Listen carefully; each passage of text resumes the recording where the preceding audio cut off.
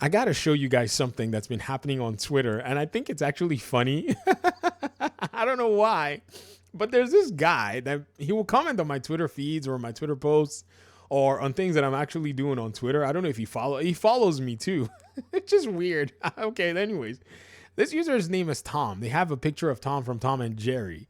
And they follow me, and it's weird because whenever they comment, they comment in Romanian.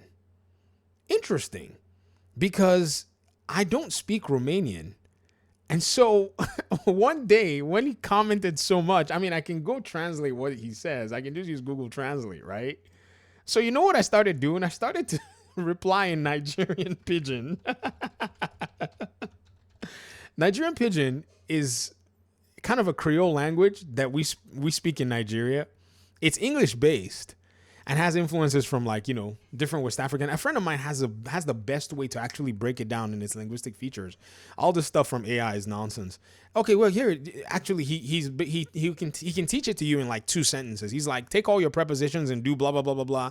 I can't remember how he did it one time to teach like a friend of ours that's American that was like curious about it. So what I started doing was I started replying him in Nigerian pidgin. Now, it's not necessarily the language barrier that I'm trying to highlight here. It's just the fact that if you think about it, a lot of people are now going to be reeling even more. And now we're going to now filter out the jokers, right? From those who have actually been following the reality, the data. This is not a matter of just fanboyism. I couldn't be bothered. Like I told y'all, the Xbox Series X console really disappointed me because I invested heavily in trying to explore the thing. The reason I keep it is because it's a development kit. The performance was what I had a big issue with, especially Gotham Knights days. Some of you may have followed me from the days when I started, making videos on Gotham Knights. That's kind of how I, gained my my infamy because I'm apparently maybe the contrarian or something like that, right? And I looked at the Xbox consoles and I was like, these consoles cannot perform to basically hold off a lot of games, plus they're locked. However, the ecosystem itself is not one that should be joked with, simply because it's the console ecosystem that's like no other console ecosystem that gives you a leg outside of the ecosystem itself. And so many, seeing that the console allowed for you to go outside, saw it as a thing where the maker of the console wanted to abandon the console. They misread, they misjudged. In fact, now everyone is basically over here talking their talk. Like Mo here says, but Xbox is Icarus. They flew too close to the sun. Y'all know where that reference is from, right? That is from Colin Moriarty's video where he basically tagged Xbox as Icarus for going to acquire Activision Blizzard King and not keeping its games exclusive. Which is weird, seeing as PlayStation is about to Icarus itself too, if we're going to all call people who leave off console, according to, Mrs. Azar, who is one of the financial executives out there in PlayStation. So you see that gaming is changing, and Xbox, realizing that gaming is changing, understands that it's going to hedge itself. Within Xbox remains its core. This is a core that everyone, for some reason, not everyone, but majority of the people that keep talking constantly forget that its core, or its foundation at best, is its consoles. It's not going to abandon the console for any reason just because somebody said so. That's not how it works. That's not how things play out. In fact, shout out to some of the audience members here. Some of you've been following the very closely. In fact, Nervous Breakdown made me this chart, and I'm so glad I could whip this chart out today. I've been like, okay, we gotta wait for it. In the center of all of this, let me go ahead and let's get into let's snip this, and then I'll do some some drawings on this. In the center of all of this, if you look at it very carefully, it's the Xbox console. There isn't anything else that has the core of this. Look at it very closely and realize that the Xbox console sits in the center of all of what Xbox is doing. Right here.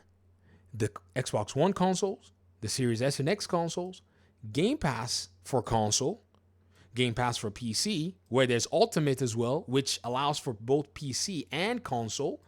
it's kind of almost an integrated ecosystem that kind of works all together. Game Pass Ultimate. And then there are different pieces. The mobile storefront, Nintendo Switch and Switch 2 publishing, PlayStation 4 and PlayStation 5 publishing, Call of Duty, Minecraft, Steam publishing, TV, Xbox Cloud app, Battle Storefront, right? These are the proxies out there. Some people looked at the proxies, and when they looked at the proxies, somehow, somewhere in their brains, it fired off that they were going to abandon this core and move out to these proxies. The problem with that was that these proxies are not even as profitable as the core itself.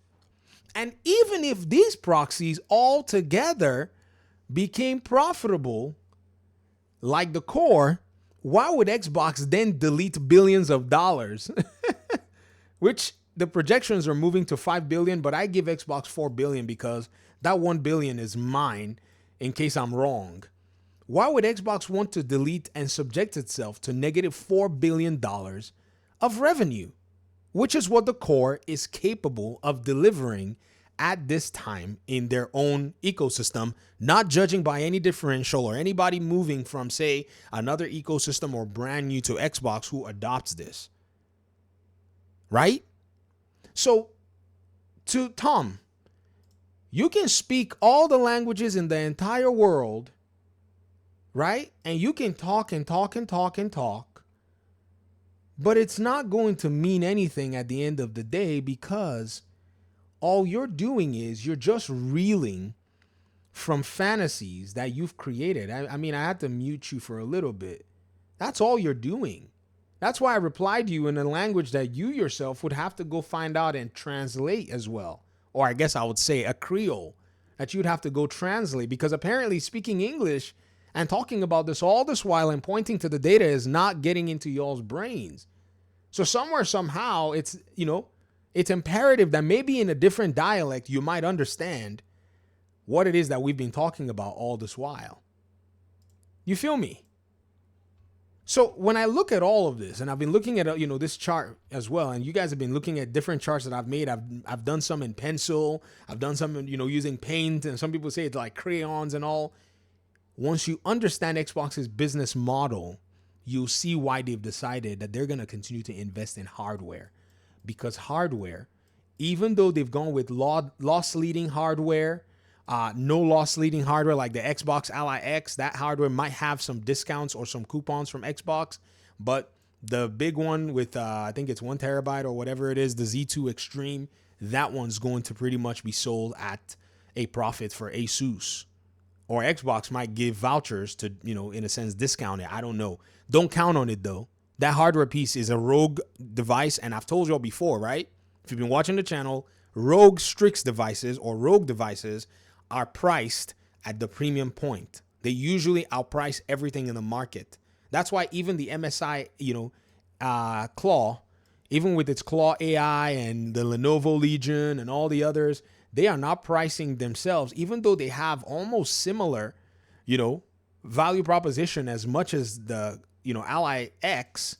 They will not price in that category. Now, the regular Rogue Ally, right, is priced to also fight in this category as well, but it's not doing what the Ally X is doing in that regard. So those who have basically been paying attention, who realize that this core of Xbox's business, needs to be maintained and needs to have a lot of fidelity with it, right?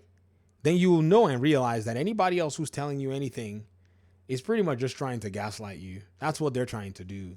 They'll throw and hurl insults. They'll run all kinds of games and whatever it is, but really, they know that Xbox is not interested to leave the console. Many of them knew it.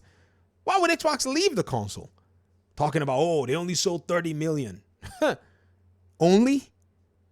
I'd love for 30 million people to give me a penny, bro. I would love for 30 million people to give me a penny each. Only a penny. Only a penny. Only. All right, let's make it happen. 30 million people give VG a penny. Only a penny. Nothing more. Only a penny. I'm being facetious. Thanks for watching. Peace out.